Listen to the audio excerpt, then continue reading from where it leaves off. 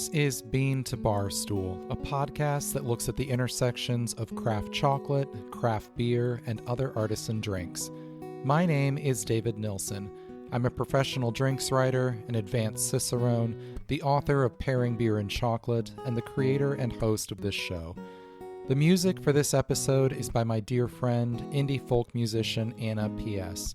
You can find out more about Anna's music in the show notes or on annapsmusic.com. You can find links and information about our guests in the show notes as well. I hope you enjoy this episode of Bean to Barstool.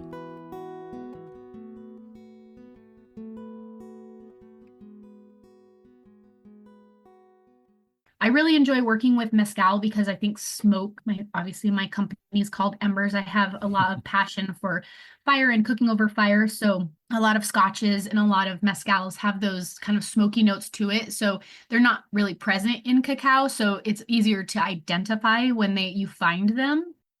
That's Tandy Peterson, the owner and chocolate maker at Embers Chocolate, a craft chocolate company in Phoenix, Arizona. Tandy came to craft chocolate from a previous career as a chef, which has informed her approach to flavor and working with ingredients. She makes some excellent single origin bars, as well as some really unique and thoughtful inclusion bars, which we're primarily going to focus on today. I met Tandy at the Midwest Craft Chocolate Festival in Rushville, Indiana, back in November, and was really excited to get to talk to her for the show.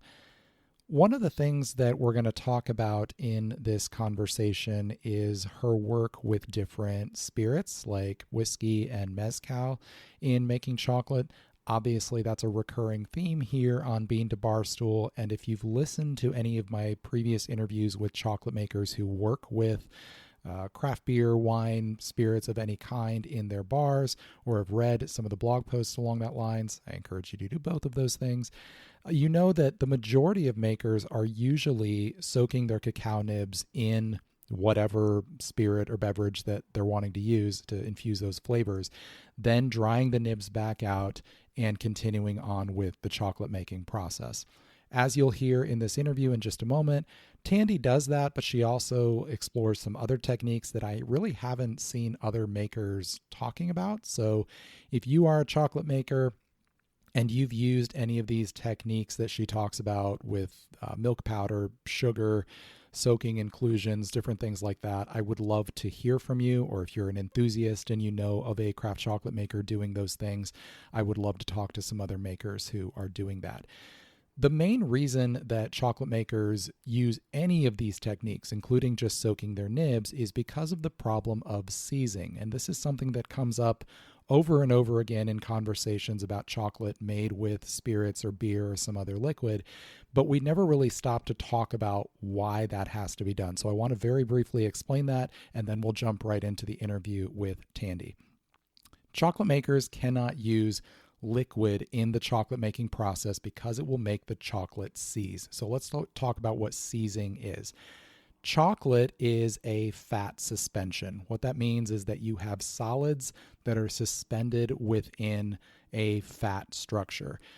Cocoa beans are about 50-50 fat and solid. And during one of the early stages of the chocolate making process, when those beans are getting ground up, the friction causes the fat to liquefy, and then within that liquefied fat, the cacao solids get ground up into a very, very small particle size, and you end up with this smooth, very silky, thick, almost like a syrup, basically.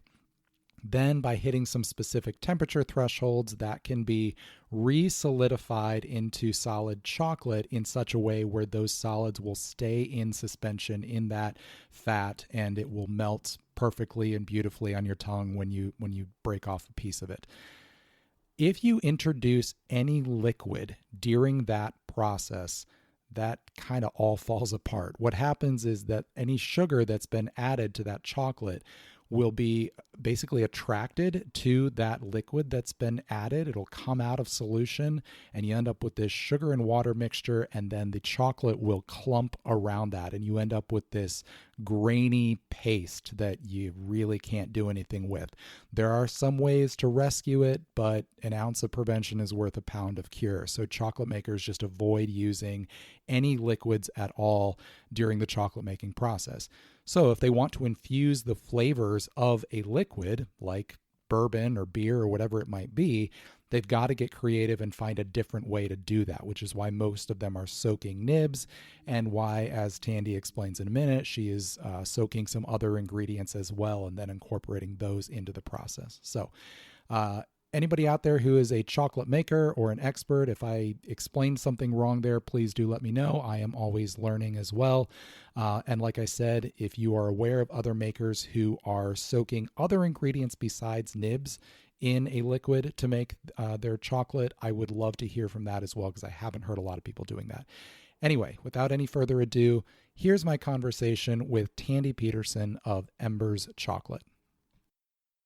So I do a lot of spirit infusion into the actual cocoa bar, less in terms of truffle, but more in terms of the just chocolate bar. And then with that, I've worked as a chef for a really long time, so I have a lot of connections with liquor companies or distributing companies and a lot of cocktail teams.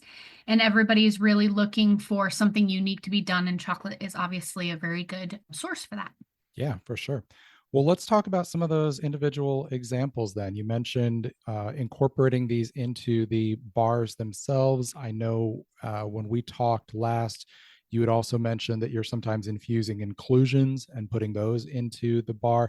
Let's start with using spirits in the bars themselves. I assume you're just soaking your cacao nibs in the spirit and then drying them out and continuing on?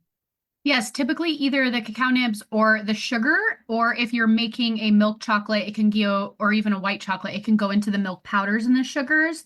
So if you are a chocolate maker, you know that water is your nemesis when it comes to any chocolate. But if you're a listener and you are not as familiar with that, water can actually cause chocolate to seize. So when you're adding spirits, it's the same thing. Both the alcohol content and the water content doesn't really react well to the chocolate. So what you have to do is remove all the moisture. So when you soak the nibs in, say it's like a whiskey or a vodka or mezcal, whatever types of alcohol you're using, you have to soak it, and then you pretty much have to let it dry out in its entirety, whether that's a natural drying process or something that's done in the oven. You can do it also in the oven.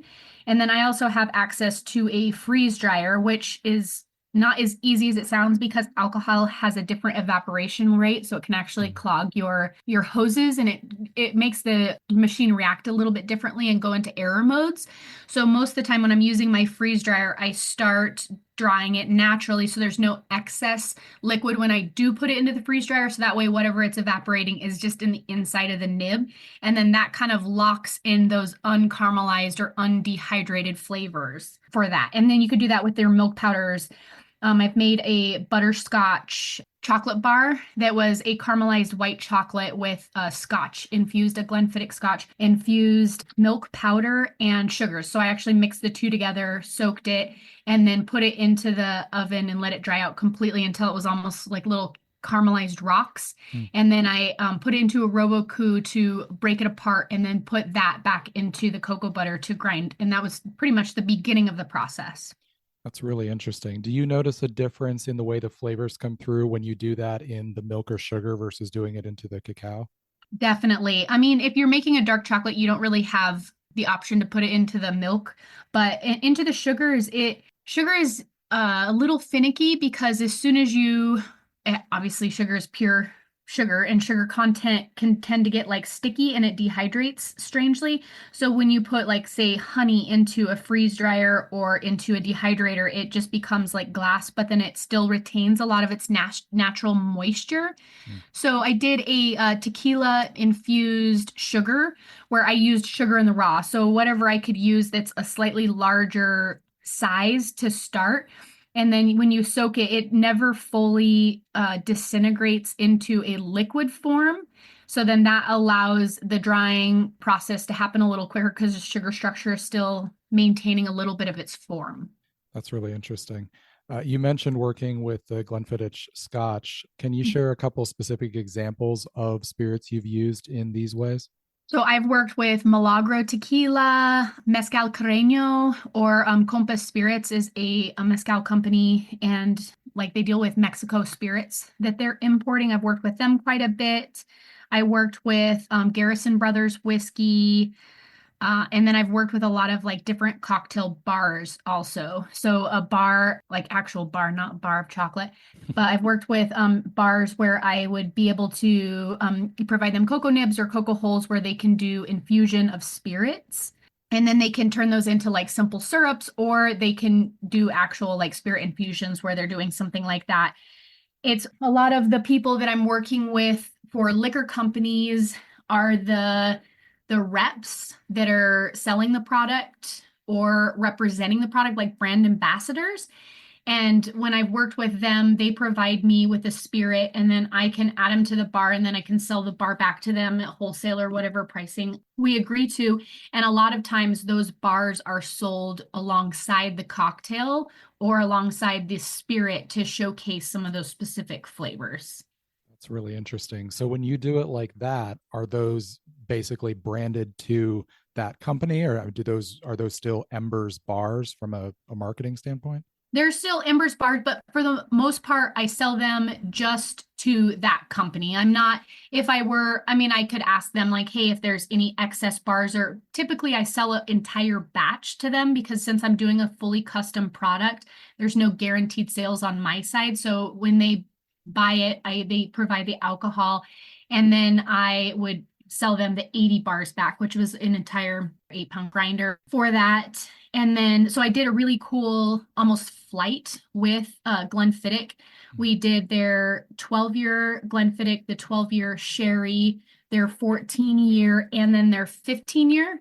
And each of the whiskeys have their own flavor profile. So the first one, has like kind of fresh pear and apple. And then the second one, it's like slightly more caramelized because it's aged a little bit longer. And then we get into the 15-year and then the 14-year that have more, like banana notes or clove notes that may have some like roasted apple notes. So I did pairing. So one of them was a fresh apple. I put some just freeze dried like honeyed apple in to the bar, and they were all infused with like the 12-year, but I soaked the apples in the 12-year. So it's kind of a secondary layering of that. And then for the 12-year that had been aged in a specific barrels and casks, it kind of had a more caramelized flavor. So I actually stewed the apples in that sherry cask 12-year, and then I made like an apple pie bar. So like one was fresh apples, and then one was more like roasted apple with a little bit of, I did like phyllo dough for like the deconstructed kind of like pie crust. So yeah, and then you can, like I said, you can infuse it into the actual ingredients after the fact. So those flavors can be really dominant. When you're infusing into the nibs and the sugars, you're going to get a lot of background note that's going to meld really well with the chocolate. So it creates kind of your base paint, so to speak. And then when you're infusing it into ingredients that go on the back of the bar, say you're using a nut or a cacao nib or an infused apple or pineapple or something like that, those spirits are going to be a little bit more prominent because they're not refined as longer. We'll be right back.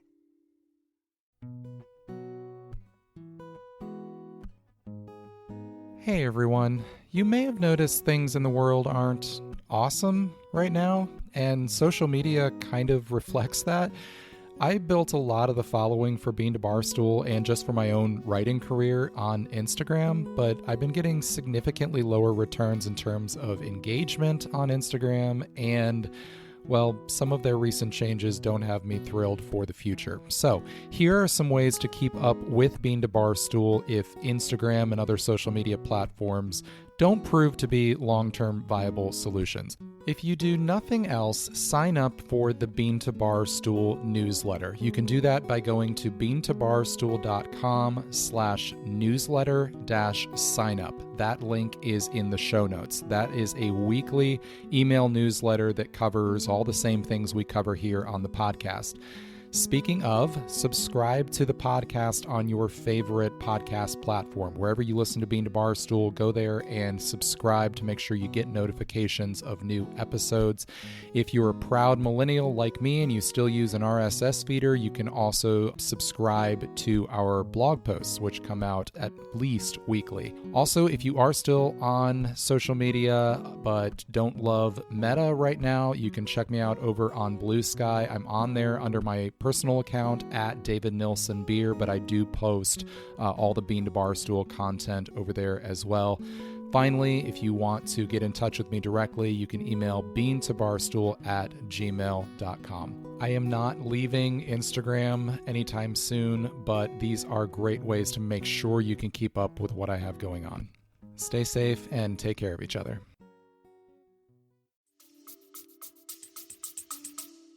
That's sure. That makes sense. I love the idea of getting to taste those side by side with those slight differences in the different spirits. Did you find that the differences in those different spirits translated pretty directly over to their use in the bar, in the flavors? Absolutely. So with those, when I'm working with the spirit company, I really want to focus on what they want to showcase or the flavor profiles that is present in that actual spirit. So that's kind of like what I mentioned. One was more of like a fresh apple, and then the next one's more of like a caramelized apple. And a lot of time when you're tasting spirits, it's like alluding towards specific flavors. It's not so dominant. It's like they really want you to find it. But unless you're an avid whiskey drinker or have a really attuned palate, it may be harder to find those flavors. So when we put it in the chocolate bar, they were able, especially when they're pairing it side by side, that the apple amplified the actual apple that's present, or the pear that's present in the spirit. So it, like, trying them in tandem, like one with the other, was really, really cool. Yeah, for sure. Do you find that there are types of spirits that are more of a challenge to work with from a flavor standpoint than others? I haven't worked with an Irish cream. I would say I haven't really worked with any thick spirits. I would say thicker spirits are a little bit more challenging because of their sugar content, just because trying to get all the moisture content out of a sugar saturated item would be more difficult. And also proof, sometimes the alcohol can be either advantageous or have a disadvantage to it because it evaporates very quickly. It can be good, but you might not be left, like a super, super high proof item might not have as much of the flavor notes. Like if I was working with like a vodka or a moonshine, those don't have a lot of natural flavor notes to them. So it might be maybe like lost a little bit on the chocolate just because the chocolate's such a dominant flavor. I really enjoy working with mezcal because I think smoke, obviously my company is called Embers. I have a lot of passion for fire and cooking over fire. So a lot of scotches and a lot of mezcals have those kind of smoky notes to it. So they're not really present in cacao. So it's easier to identify when you find them, unless you're working with like a Philippines or a Papua New Guinea chocolate or something that's dried a little bit over like smoke. Yeah, for sure.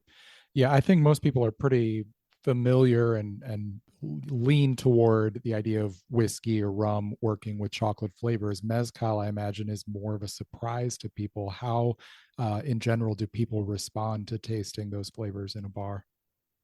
They love it. And so I've also done a lot of mezcal tastings. So there's tea tastings with chocolate, there's beer tastings with chocolate, and then there's spirit tastings. So I've worked a lot with Scotch bars and the mezcal company. He happens to be one of my friends. So we have been very fortunate to just be able to work with each other. But I have found flavors in mezcal and flavors in my chocolate that were not found before. And mezcal is also like higher proof, and it's a very dominant flavor. So when you first taste mezcal, it's very like shocking and jarring.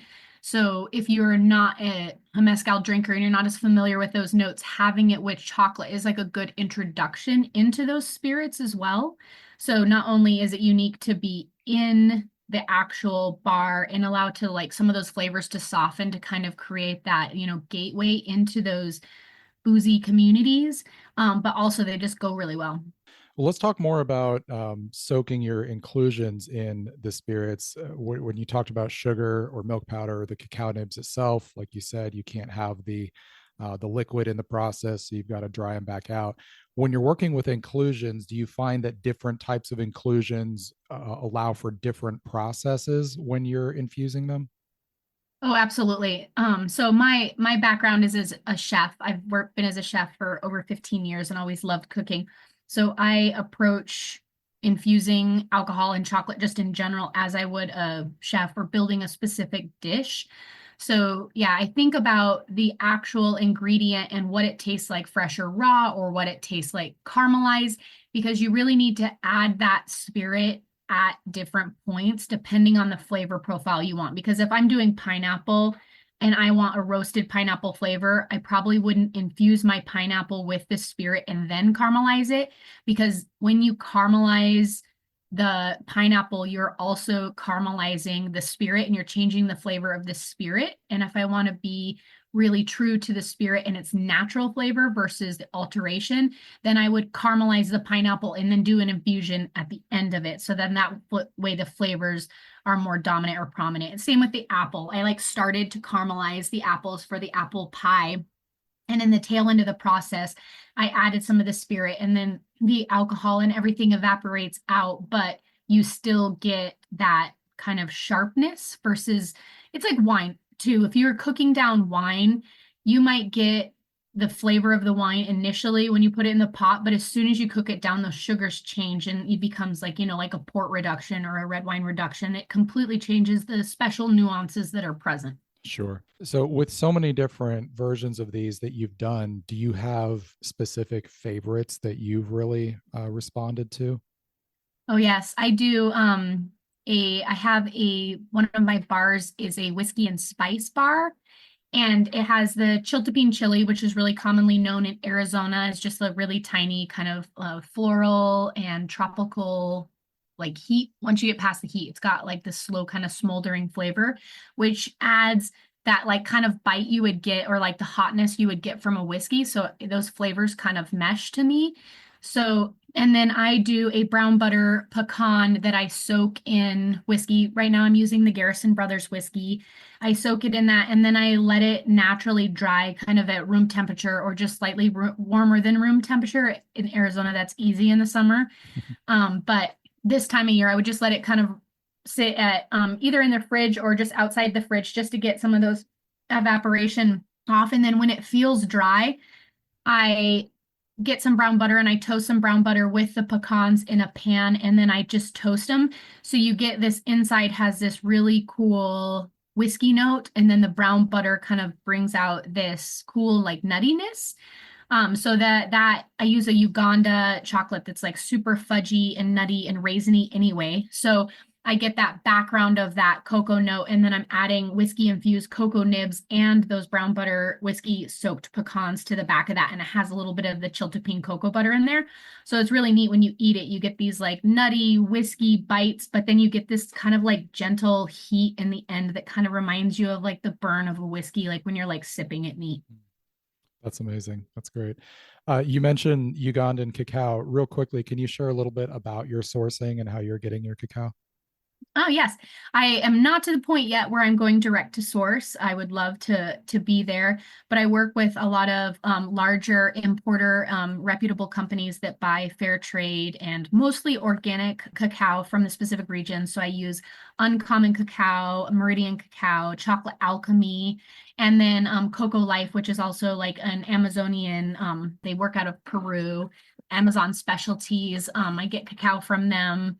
But yeah, so just kind of connections through the chocolate world, and everybody kind of has a favorite bean of the year where, Coco Camili, which is a Tanzania bean that has a lot of like lemon and peach, and it's like off the charts in terms of acidity. It's been very popular.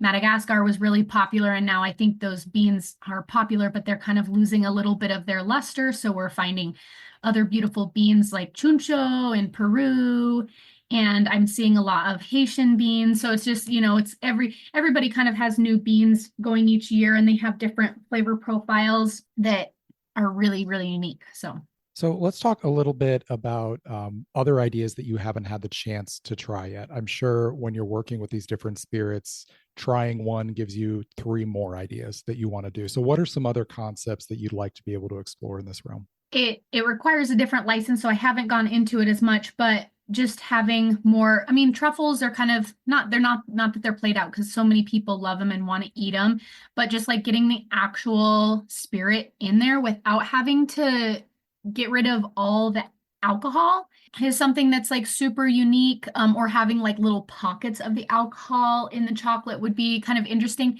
And then I, being in the industry, I'm a big fan of Campari and Aperol and like some of like the more bitter spirits. So one of my friends figured out how to, I don't know what he did, but he gave me a powder of Campari and a powder of Aperol, which I've been wanting to make kind of like an Aperol spritz. So I don't know, there's a lot of stuff. I've always wanted to kind of start like a little underground kind of dive bar prohibition style where I feature a specific infuse, like say it's like a green chartreuse bar and it's only available at this one place, and you kind of start like this little mystery where you go around town and find stuff. So a lot of my ideas are, I mean, more community based, and like how we can like share the love and get everything out there and work with other companies. I think if I have the idea, I'm constantly trying to figure out how we can do it and how we can infuse it now. I add a lot, this is a sidebar, but you can also add about 3% raw spirit back to the chocolate when you're tempering. So you have to have your chocolate tempered, and then you can add a small amount of spirit back to it, which has been really unique to work with, but is a super finicky process, and it does start to like not seize your chocolate, but it makes it thicker and harder to work with. So I've done that, which is kind of cool because then you can get, like these like raw like tequila notes or something kind of like right at the end just by that small percentage added back. But yeah, there's all kinds of things out there. That's cool. I hadn't heard of anyone doing that. That's an interesting note. And I love the idea of the kind of speakeasy idea of going and getting this secret chocolate in different places. You got to let me know if you end up doing that. Okay, absolutely. Do you work with different origins specific to the individual bar, the spirit that you're working with? Do you find different origins work with different types of spirits? Oh, absolutely. I think of chocolate like a painter would think about a canvas. It's like as like different textures and, different paint you use or like whatever, it is very, very specific to the notes that you're trying to play off of. I have a Philippine chocolate right now that has a lot of the natural smoky notes, and it almost tastes like chipotle and orange. And I recently did a Scotch pairing, and I'm like, man, this is such a cool chocolate, and it has a lot of these natural smoky notes. So I'm like, I really love to like feature it with the Scotch, but the Scotch already has the natural smoky notes. So it actually takes away from the uniqueness of the chocolate, because if your Scotch is already smoky and then you taste a chocolate and you find smoke notes, it's not unique. It's like, because you're already experiencing it in the Scotch. So as much as you think, it's like sometimes you want to find complementary flavors, and then sometimes you want to find contradictory flavors. So one of the scotches we ended up pairing with a different one. I have my Elote chocolate. So it's like a Mexican street corn chocolate. It's a white chocolate. It's so, so, so good. I've won a lot of awards for it, and it's really unique. But I'm actually doing a tandem pairing with a scotch, and I'm doing a Tanzania 70% and the Elote, which are wildly, wildly different. But they bring out completely different notes of the scotch, because the Scotch has, I wish I could find my notes because I'll look at the actual Scotch that we're pairing with it. It might be kind of interesting chatting. Oh, perfect, right here. It's a Glenmorangie 15 years Cadbull estate. And the Scotch has a lipstick, peach, mango kind of flavor, but then since it's aged in the sherry barrels, it pulls out some of the cocoa and vanilla notes. And so the Tanzania adds like a lot of like natural acidity and length and kind of like fat coat to when you're like tasting the Glenmorangie. It kind of like gives it this like unique kind of heaviness and like amplifies a lot of the acidity and like that kind of Szechuan tingle in your mouth, makes your mouth water. But then when you try it with the Elote, it's like this more soft kind of caramelized sugar and like mellow note. So it brings out more of like the lower layers and like the warmth of the scotch, and it focuses on like the texture and the corn and like some of the malty notes that you can find. So it's really, really cool just to try two different chocolates, one white, one dark, or even two different darks, and see what those flavors pull out in the chocolate and pull out in the scotch. Yeah, that sounds beautiful as you're describing it. Let's talk a little bit about pairing. So you're talking there about pairing these bars with a spirit. Do you find that you're using basically the same kind of thinking and same concepts when you're pairing as you are when you're pairing in the creation process to actually use a spirit in a bar?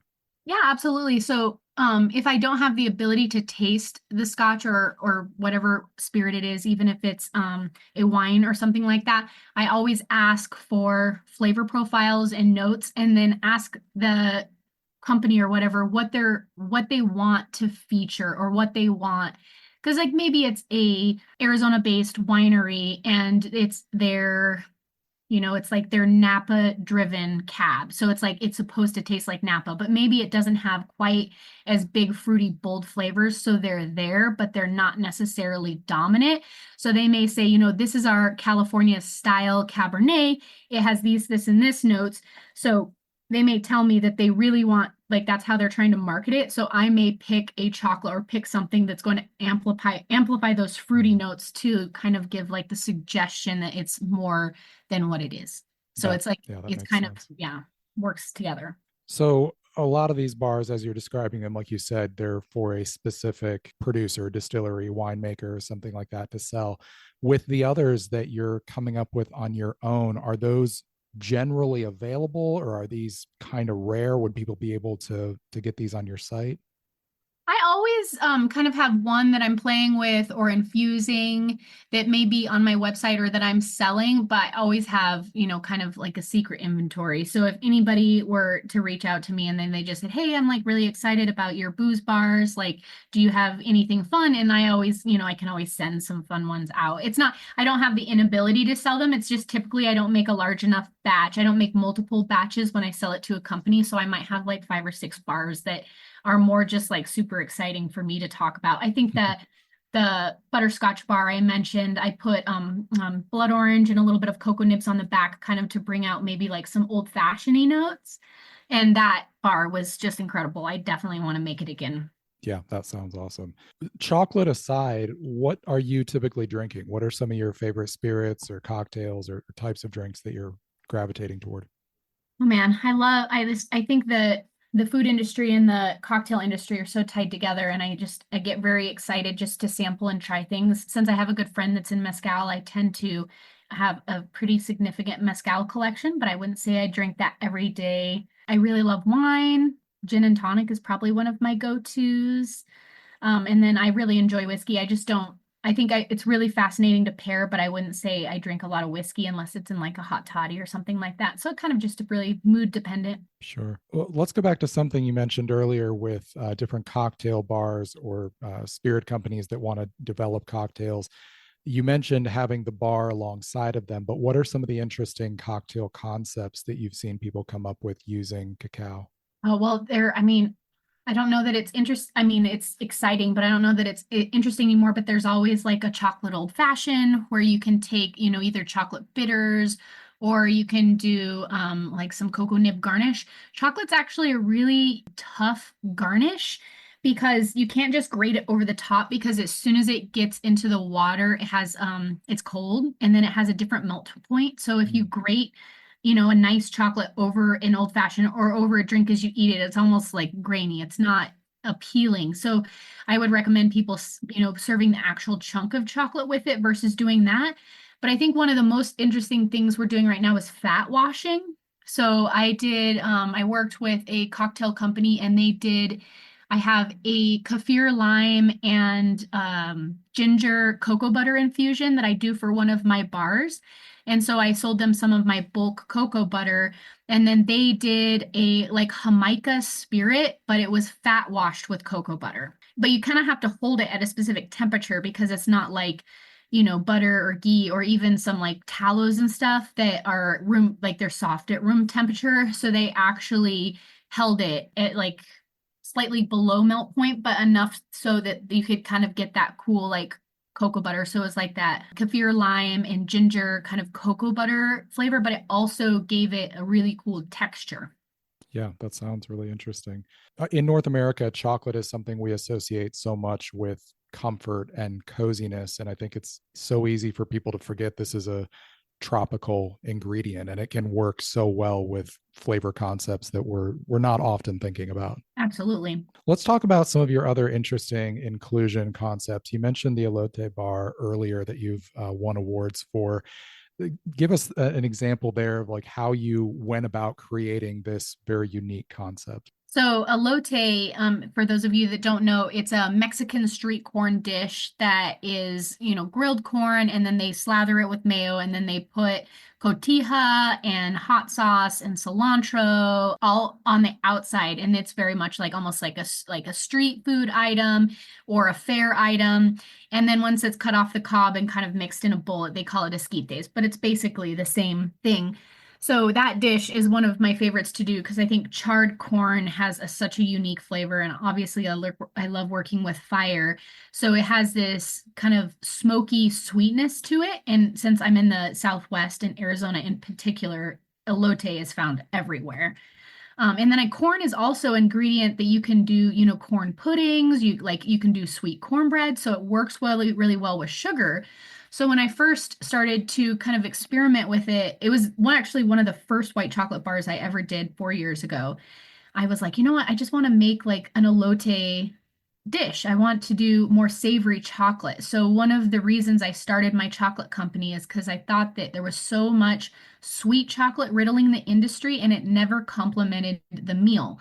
So I've had a lot of really nice meals. They're typically, rich and intense with flavors, and you get to the end and it's always another rich and intense and super sugary flavor. And then that doesn't always complement everything you've eaten. So it kind of cancels everything out, or you're like overfilled or oversatisfied.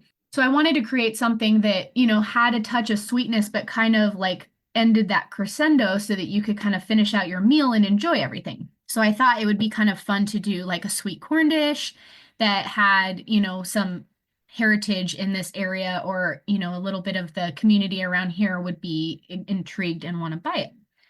So it's a lengthy process, but I use like tortilla chips or like masa. I use like kind of like a fried masa with freeze-dried corn, and then I actually caramelize my milk powder, and I use piloncillo, which is an unrefined sugar, so it's got a lot of molasses notes in it.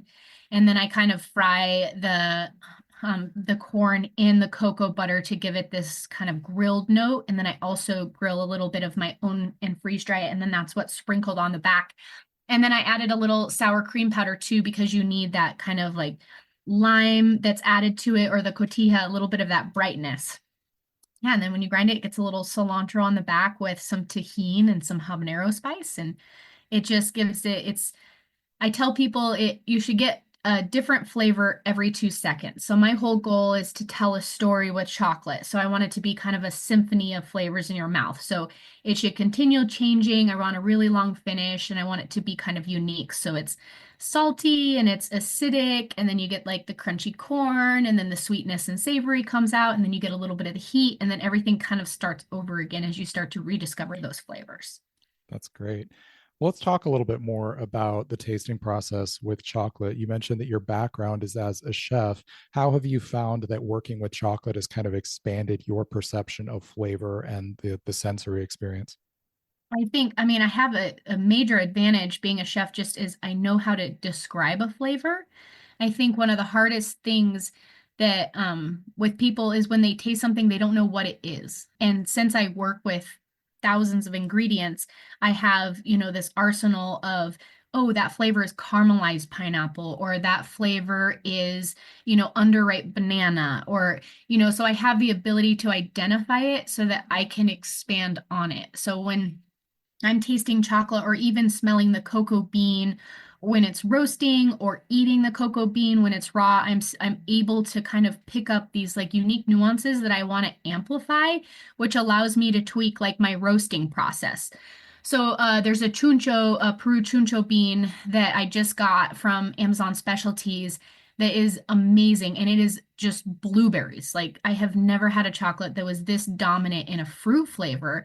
And so I roasted a little bit lower, but I kind of ride in that like high acidity, lots of volatile acids coming off zone where you get so much blueberry. And then I stop the roasting at like 145 so that it's not so intense that it is, it's kind of starting to caramelize, but it's still like bright and fresh. Mm-hmm. That's kind of interesting. So I think just I have the advantage just because I know what flavors are there, or I can create like a memory attachment to the flavor. Yeah, for sure. Well, also working with spirits so much as you do you find that the tasting process or the way that these different segments approach flavor and describing flavor differs from chocolate to whiskey to wine, and how can those inform each other? We'll be right back.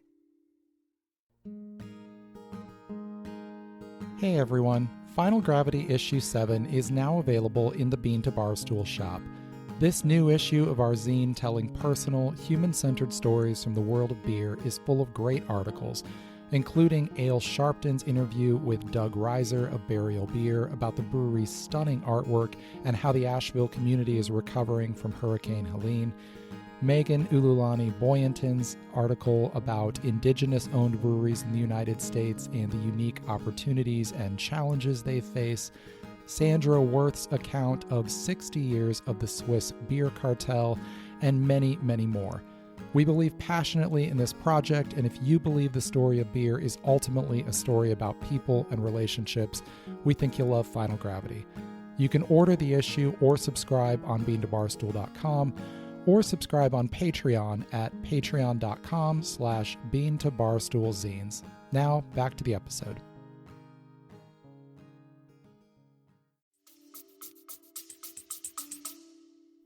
No, I think they're very similar. I think they all kind of have their own circle, and those circles intertwine in different ways. Wine is actually among, I would say, somms and among people who know chocolate flavors really, really well. I would say that wine is not the most popular paired. Maybe it's the most popular, but it's not the most encouraged pairing, I guess, for winemakers or for chocolate makers, because a lot of those flavors run parallel lines. So, you may have like astringency or tannin or like these unique nuances in wine. And if you eat it with a cacao, it's also a strong flavor. So they don't really complement each other. So that may be something that you can sit down and enjoy if you're not thinking about it. But if you're really trying to pick out flavors and nuances, it's not the best thing to eat with it. But like anything, you can eat and you can drink and you can do whatever you want whenever you want. But if you're really analyzing something, like if I'm tasting cacao, I'm not drinking coffee.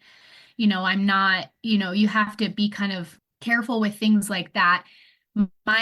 Lots of my chocolate is more savory driven, or often I have a lot of like really cool, I have like a mesquite white chocolate, and those actually do pair well with wines because they are working on opposite spectrums, because they can complement the flavors you want to see in the wine versus them being like on the same level and competing. Well, you've alluded to this a couple times, but tell us a little bit more about what the name Embers means to you. So Embers is when I was first starting my chocolate company, the big question comes up, what do I call it? I'm sure you came across the same thing with your Bean to Barstool, which I think is an awesome name, by the way. And every part of my life has really been defined by fire. I grew up cooking in Dutch ovens with my family while camping. I loved being outdoors. My family loved cooking. We did a lot, like both indoor and outdoor, whether it was like grilling or burying a Dutch oven. And then I came to Arizona and I worked at a restaurant, which obviously, cooked over fire. And then I went to Spain and worked at a restaurant that did nothing but cooking over fires. It's called Asador Echebari. And they're, rated top 10 in the world, just a phenomenal experience. And then when I came back, I opened a restaurant called Maori and Cotton that was kind of inspired by timeless flavors and old cooking techniques, which is really driven around fire and being able to like char foods and caramelize food, and just seeing how things can be simply done, but really, really maximize those flavors.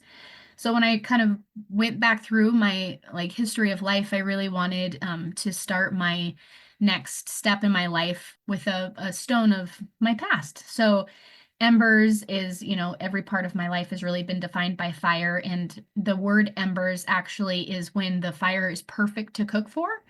So you want to, you don't want too much fire and you don't want too much smoke. You just want those golden embers, and it's kind of like signifies the perfection. So I really wanted to kind of bring out that like moment of perfection and how I would continue with that. And then if you look closely at my logo, the positive is a flame going up, and then the negative is actually roots. So my roots were forged in fire. That's really beautiful. Well, so much of what you've talked about, from the name you just described to flavor earlier on, is rooted in story. What story are you telling with Embers Chocolate? The story I'm telling is what's like it's not a specific story. It's more my memories. So I'm putting a little bit of my memory into each bar and trying to evoke memories that maybe tie into your history or past or something. So I really just want to tell either the story of the bean, which is, where it came from and the work that went into it, and just like the flavors that are there from the farmer that maybe doesn't get as much credit. It's really, really hard to grow cacao, and even growing the cacao is then the harvesting process and then the fermentation process and the drying process, and then I get the bean. So there's so much history and story to a specific item. I want to kind of give those farmers their due and let them showcase the beautiful work that they've done before I even got the product. So I'm telling the story of the beans and where they comes from and the farmer and all the work that he's done to it, and then kind of transitioning it to what I've done in my memories, and then how those memories can branch off to the next person. It's sitting around a fire and telling a story, and it's your story may be different than my story. So I'm really just trying to tell a story through a symphony of flavors. I love that last image there from Tandy, and there really is some beautiful music woven throughout her bars. The Whiskey and Spice Bar is a truly unique bar of its type. We taste so many spirits-infused bars on this show and on the Bean to Barstool website, and many of them are delightful, but this one is really surprising in that it doesn't use the whiskey as the showstopper. It's not front and center in this bar. It's more supporting an overall flavor profile.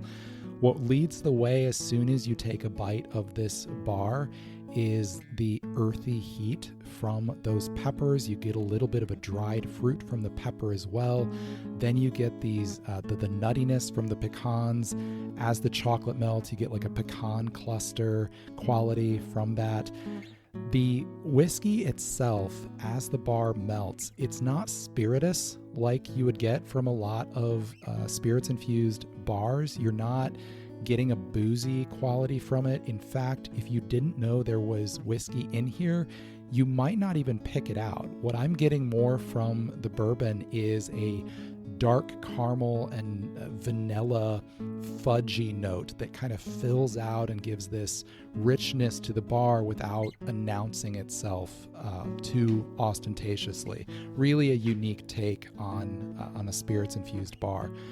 The Elote bar is similarly very, very surprising, but obviously the other end of the spectrum in terms of flavor profile. Rather than rich and regal and elegant, this is bright and surprising and sunny.